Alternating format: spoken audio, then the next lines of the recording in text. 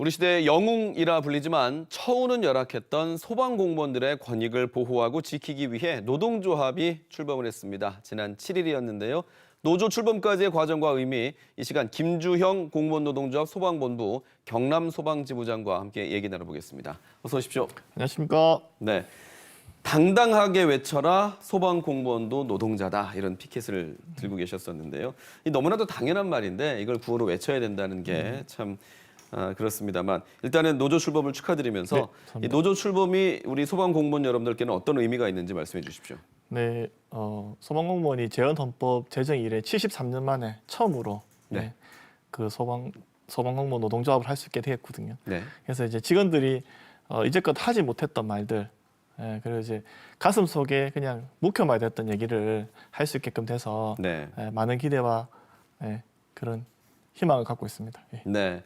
소방공무원이 그동안은 국가공무원과 지방공무원으로 나뉘어져 있다가 2020년도에 이게 통합이 되면서 국가직이 됐잖아요. 네. 근데 그 이전에도 노동조합을 가입할 수는 없었던 거죠? 예, 그 이전에도 가입할 수는 없었고 작년 이제 12월 9일 날 그 공무원법이 제정이 되면서 네. 올해 7월 6일부터 소방공무원도 노동조합을 할 수 있게 되었습니다. 네. 어떻게 해서 이 공무원법이 개정이 되게 됐나요?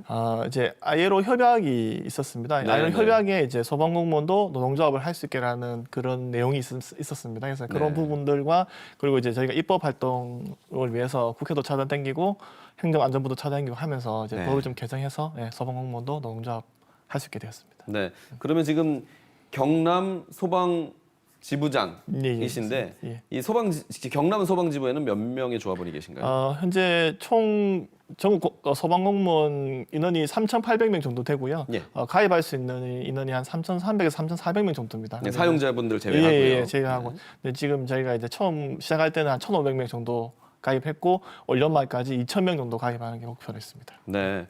아무래도 소방력 제고나 좀 대민 서비스 향상에도 도움이 될까요? 네, 아무래도 이게 직원들의 복지가 향상되면 가장 큰 혜택을 받는 게 저희 이제 시민들이시거든요. 네. 뭐 당장 저희가 노조에서 얘기하는 게 뭐 인력 증원이라든지 뭐 출동 인원 확보 이게 다 시민에 대한 서비스를 더 좋게 하기 위해서 저희가 네. 요청하는 사항입니다. 예. 그럼 노조 이 출범 전과 후가 좀 어떻게 달라지는지 말씀해 주시죠. 아직 뭐 크게 와닿는 건 사실은 없긴 한데 네.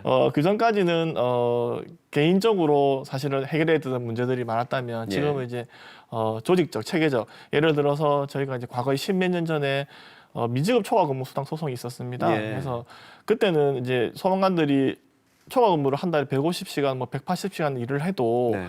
수당을 70시간밖에 안 줬었어요. 그래서 그걸 가지고 소방관들이 소송을 하고 했었습니다. 근데 이제 그걸 다 개개인이 했었어요. 예. 그런데 이제 노동조합이 생겼기 때문에 그런 일이 만약 다시 발생한다면 조직적으로 노동조합에서 체계적으로 한번 일을 해볼까 생각하고 있습니다.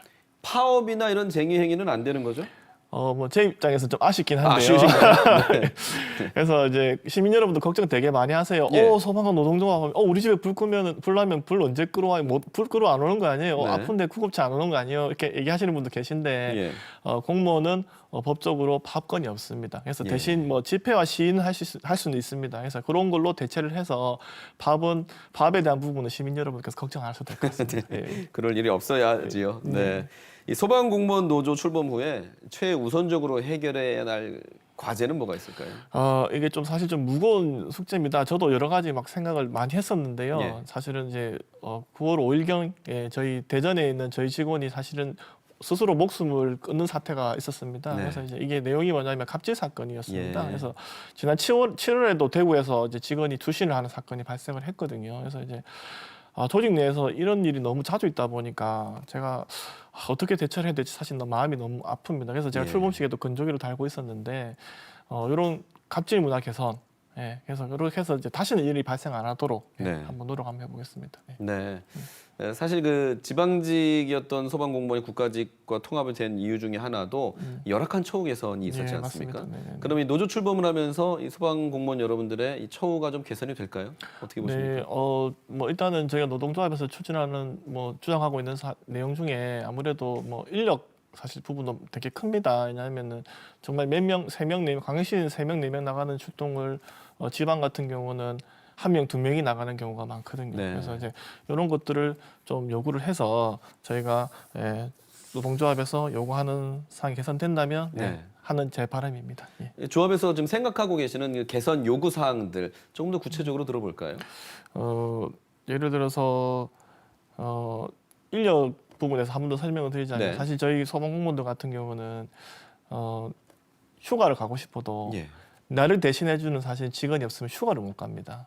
예, 마침내까지로 교육도 못 가고요. 예. 지금 2교대는 아니시고 어제 3교대 근무를 하고 3교대는 있는데 하시죠. 네. 아무래도 딱 틀이 짜여져 있다 보니까 네. 직원들이 여름 휴가로 가고 싶어도 네. 사실은 가족과 함께 시간을 보내고 싶어도 저희는 주말이 없는 삶이거든요. 예, 예. 근데 이제 그런 부분에 있어서 이제 인력 보충이 된다면 우리 직원들도 주말이 있는 상황이 되지 않을까 네. 작은 기대를 합니다. 인력이 제일 심각하군요. 네네네. 알겠습니다. 네.